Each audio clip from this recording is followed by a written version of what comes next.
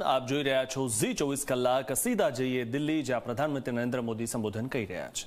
आप देखिए, आजादी की लड़ाई का शायद ही ऐसा कोई अध्याय होगा जिससे वंदे मातरम किसी न किसी रूप से जुड़ा नहीं था।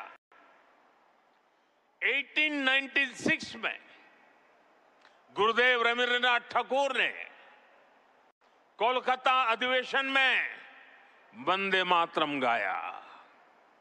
1905 में बंगाल का विभाजन हुआ। ये देश को बांटने का अंग्रेजों का एक खतरनाक एक्सपेरिमेंट था, लेकिन वंदे मातरम उन मंसूबों के आगे चट्टान बनकर के खड़ा हो गया। बंगाल के विभाजन के विरोध में सड़कों पर एक ही आवाज थी, वंदे मातरम। साथियों, बरिसाल अधिवेशन में जब आंदोलनकारियों पर गोलियां चली, तब भी उनके होठों पर वही मंत्र था, वही शब्द थे, वंदे मातरम। भारत के बाहर रहकर आजादी के लिए काम कर रहे वीर सावरकर जैसे स्वतंत्र सेनानी, वो जब आपस में मिलते थे तो उनका अभिवादन वंदे मातरम से ही होता था। कितने ही क्रांतिकारियों ने फांसी के तख्त पर खड़े होकर भी वंदे मातरम बोला था। ऐसी कितनी ही घटनाएं, इतिहास की कितनी तारीखें, इतना बड़ा देश, अलग अलग प्रांत और इलाके, अलग अलग भाषा बोलने वाले लोग, उनका आंदोलन, लेकिन जो नारा, जो संकल्प, जो गीत हर जबान पर था, जो गीत हर स्वर में था, वो था वंदे मातरम। इसलिए भाइयों बहनों, 1927 में महात्मा गांधी ने कहा था, वंदे मातरम हमारे सामने संपूर्ण भारत का ऐसा चित्र उपस्थित कर देता है जो अखंड है। श्री अरविंदो ने वंदे मातरम को एक गीत से भी आगे उसे एक मंत्र कहा था। उन्होंने कहा, ये एक ऐसा मंत्र है जो आत्मबल जगाता है।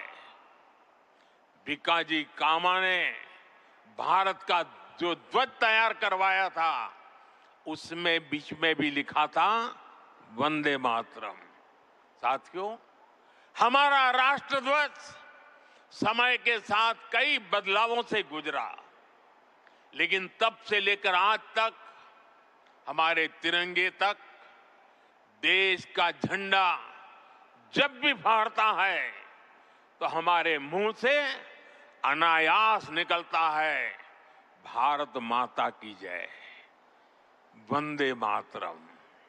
इसलिए आज जब हम उस राष्ट्र गीत के 150 वर्ष मना रहे हैं, तो ये देश के महान नायकों के प्रति हमारी श्रद्धांजलि है,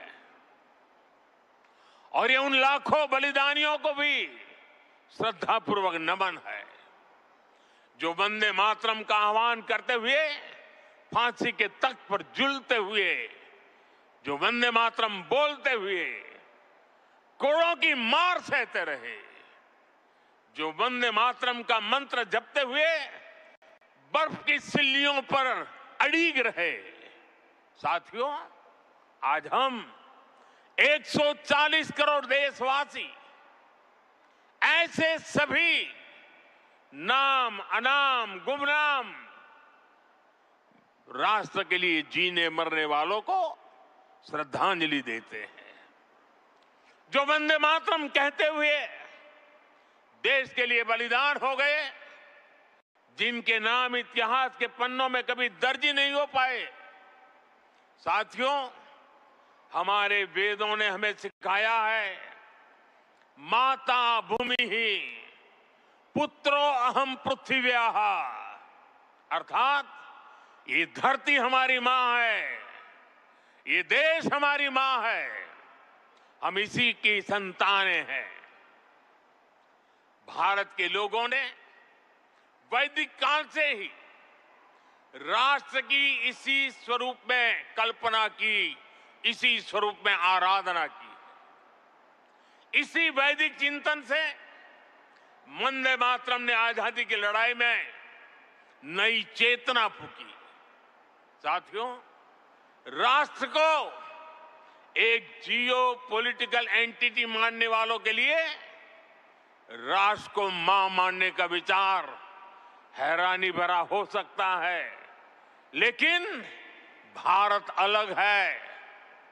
भारत में मां जननी भी है और मां पालनहारिणी भी है।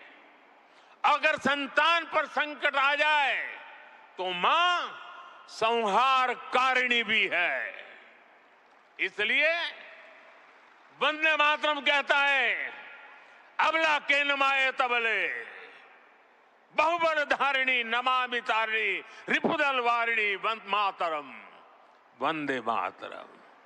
अर्थात अपार शक्ति धारण करने वाली भारत मां संकटों से पार भी कराने वाली और शत्रुओं का विनाश भी कराने वाली है।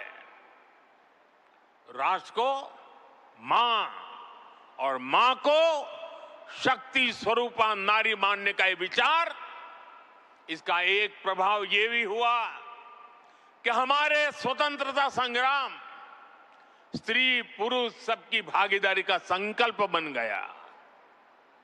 हम फिर ऐसे भारत का सपना देख पाए जिसमें महिला शक्ति राष्ट्र निर्माण में सबसे आगे खड़ी दिखाई देगी।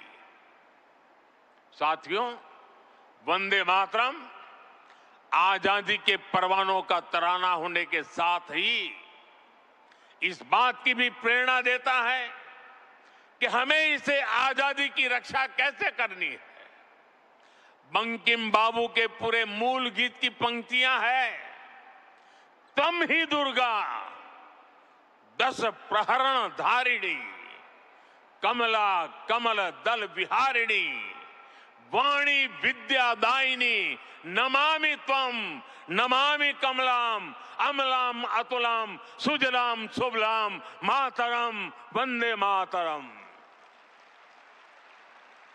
अर्थात भारत माता विद्यादायिनी सरस्वती भी है, समृद्धि दायिनी लक्ष्मी भी है और अस्त्र शस्त्रों को धारण करने वाली दुर्गा भी है।